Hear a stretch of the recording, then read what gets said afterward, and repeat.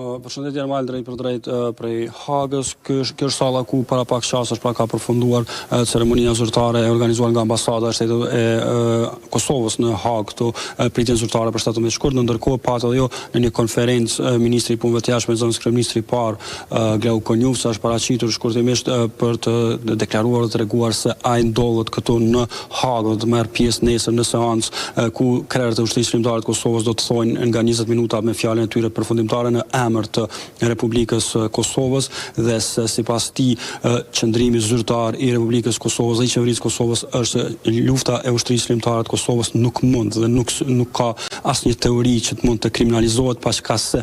sipas Glau Konjufcës vet akt akuza në tërësinë e saj nuk flet për fatet individuale apo pikpamjet individuale të krerëve të ushtrisë shqiptare të Kosovës, mirë po i kriminalizon ata duke e cilësuar si komplet luftën e ushtrisë shqiptare të Kosovës si një ndërmarrje të përbashkët kriminale dhe për të ai ka thënë se është e papranueshme për shtetin e Kosovës, Republikën e Kosovës dhe ai do të përfaqësoj qëndrimin zyrtar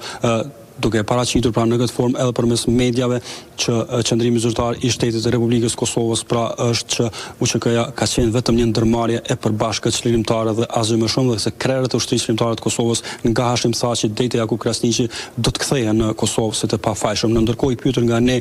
rreth le të themi mendimeve që ka brenda kabinetit qeveritar duke e specifikuar në këtë rast pra pararendësën e tij në Ministrinë e Punëve të Jashtme Donika Gërvalla për shkak të deklaratave të saj në të kaluarën se cila është pikpamja e saj dhe është komplet kabineti qeveritar uniform në qëndrimin rreth krerëve të ushtrisë shqiptare të Kosovës. Glau Konjufca i shmangur në formë diplomatike kësaj përgjigje duke thënë se nesër është dita dita më e rëndësishme e gjithë këtij procesi dhe duke qenë se është një gjë e tillë, një ditë e tillë nuk dëshiron të lëshoj deklarata të cilat potencialisht mund të krijojnë përçarje. Kjo ka qenë përgjigjja e